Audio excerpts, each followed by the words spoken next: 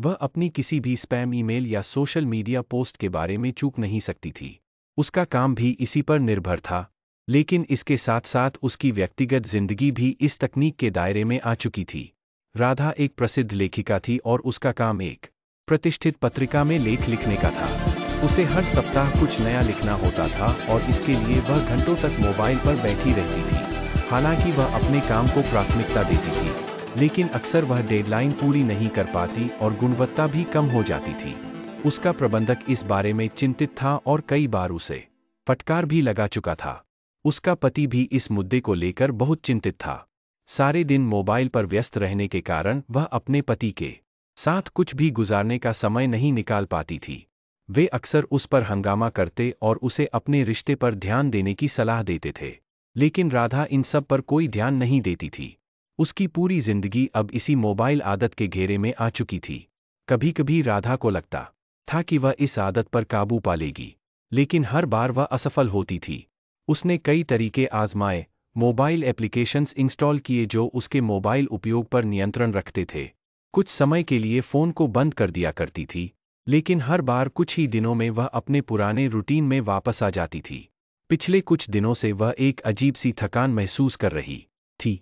उसका काम भी प्रभावित हो रहा था और पति के साथ झगड़ों का सिलसिला भी जारी था। राधा को लगने लगा था कि इस मोबाइल लत से छुटकारा पाना बहुत ज़रूरी है, नहीं तो वह अपने कैरियर और रिश्तों दोनों को खो देगी। एक दिन जब राधा अपने प्रबंधक से मिलने जा रही थी, तो उसने एक अंतरंग निर्णय ले लिया। उसने मोबाइल को अपने डेस्क पर रख दिया और प्रबंधक के कमरे में चली गई। प्रबंधक खुद भी राधा की मोबाइल आदत से परेशान था और उसने भी कई बार उसके बारे में राय व्यक्त की थी। राधा, आपके काम में हाल ही में कमी आई है और डेडलाइन भी अक्सर पूरी नहीं हो पा रही है। मुझे लगता है कि आप अपने मोबाइल फ़ोन के अत्यधिक उपयोग पर नियंत्रण खो बैठी हैं। प्रबंधक ने उसे फटकारा।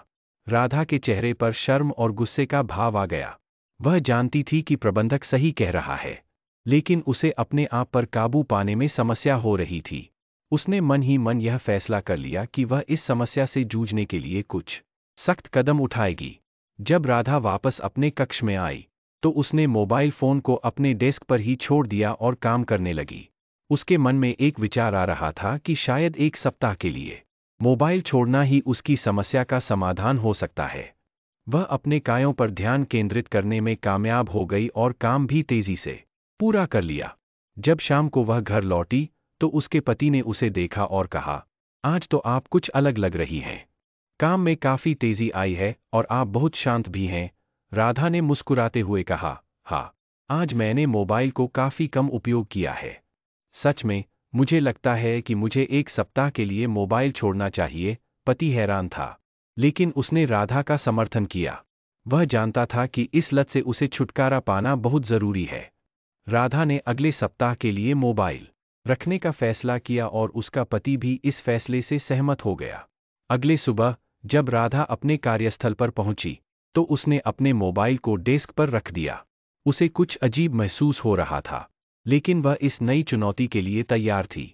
वह जानती थी कि यह उसके जीवन में बहुत बड़ा बदलाव लाने वाला है। एक सप्ताह के लिए अपने मोबाइल फ़ोन को छोड़ने का फैसला लेकर राधा उठी और अपने अस्तव्यस्त जीवन पर पुनर्विचार करने में जुट गई। मोबाइल फ़ोन की आदत को छोड़ना आसान नहीं था, लेकिन वह इस लत से मुक्त होने के लिए दृढ़ संकल्पित थी। पहले दिन उसकी बेचैनी और अजीब महसूस करने का सामना करना पड़ा। जैसे जैसे वह अपने आसपास के वातावरण पर ध्यान केंद्रित करने लगी, उसे महसूस हुआ कि उसका मोबाइल फ़ोन उसे कितना अलग और अलग कर रहा था। वह अपने पार्क में टहलने निकली और चिड़ियों की आवाज़ सुनने लगी। प्रकृति का यह संगीत उसे शांत महसूस कराने लगा। अगले दिन काम पर उसका ध्यान बेहतर रहा। उसने अपने डेडलाइन को पूरा करने में कोई कठिनाई नहीं महसूस की और काम की गुणवत्ता में सुधार आया। उसके प्रबंधक ने उसकी काम क्षमता पर लगे प्रश्नचिह्न को हटा लिया। उसे लगा कि अब वह पूरी तरह से काम पर ध्यान दे सकती है। वापस घर लौटकर राधा ने अपने पति के साथ और अधिक समय बिताया। उन्होंने मिलकर खाना पकाया और खूब बातें की। राधा को लगा कि उनका संबंध और मजबूत हो गया है। पहले वह अपने पति से बहुत दूर रह गई थी, क्योंकि उसका ध्यान हमेशा मोबाइल फ़ोन पर ही केंद्रित रहता था। सप्ताह के दौरान राधा ने कुछ नई रुचियां भी विकसित कीं। वह अक्सर किताबें पढ़ने लगी और अपने छोटे बगीचे में बागवानी करने लगी। वह महसूस कर रही थी कि इन गतिविधियों में उसे काफी आनंद मिल रहा है। धीरे धीरे राधा अपने जीवन और प्राथमिकताओं पर गहराई से विचार करने लगी। उसने महसूस किया कि मोबाइल फोन उसके जीवन में किस तरह कब्जा जमा लिया था और इसका उसके काम और परिवार पर क्या प्रभाव पड़ा था। वह अब सुनिश्चित करना चाहती थी कि यह कभी भी नहीं होगा। सप्ताह के अंतिम दिन राधा ने मोबाइल फोन वापस लिया, लेकिन इस बार वह उसका उपयोग करने में बहुत सावधान थी। उसने अपने स्क्रीन टाइम पर निगरानी रखनी शुरू कर दी और केवल जरूरी कामों के लिए ही इसका उपयोग करने लगी। राधा ने महसूस किया कि उसका काम और व्यक्तिगत जीवन अब संतुलित हो गया है। वह अपने काम पर ध्यान देने और अपने पति के साथ बिताए समय में डूब गई। उसे लगा कि मोबाइल फोन का उपयोग उसके जीवन का एक अभिन्न अंग नहीं रहा है और वह अब अपने जीवन पर बेहतर नियंत्रण रख सकती है। मोबाइल फोन के उपयोग पर अपने नए नियमों को अपनाकर राधा अपने जीवन में एक नया संतुलन प्राप्त करने में सफल हो गई। उसने महसूस किया कि वह अब अपने काम और अपने परिवार के साथ अधिक सकारात्मक रूप से जुड़ पा रही है। उसकी संस्थान में काम की गुणवत्ता और उसके परिवार के साथ संबंध नए सिरे से मजबूत हो गए हैं। सप्ताह भर के अनुभव ने राधा को अपने जीवन को नए सिरे से देखने और प्राथमिकताओं को प्रबंधित करने में मदद की। अब वह अपने काम और व्यक्तिगत जीवन के बीच एक बेहतर संतुलन बनाने में सक्षम है। वह मोबाइल फोन की आदत से मुक्त होकर अपने जीवन में खुशी और संतोष महसूस कर रही है।